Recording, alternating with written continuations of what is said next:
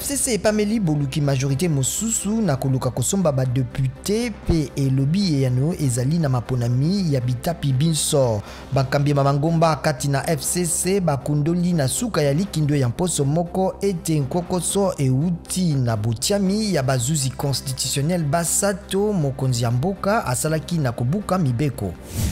Bakambi babikolo bipai na bipai bazali kokoba kopesa losako na Joe Biden pona elonga na ye na maponami ya mokonzi ya mboka na Amerika.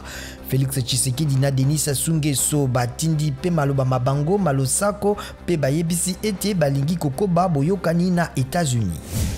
George W. Bush républicain pe moko na bakonzi bakala ba Amerika apesi losako na Joe Biden pona lisikulu ya ye ya bolingo ya mboka pe pona elonga ya ye ya sembo pe pole.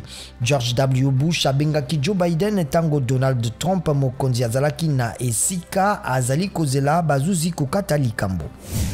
Selou Dalen Diallo mbanda ya makasi ya président Alpha Condé na maponami le 12 octobre na Guinée abengisaki ville morte lelo pona kopamela oyo abengi moyibi na maponami. Alpha Condé alongaki na koleka 59%, Diallo nde azwaki koleka 33%.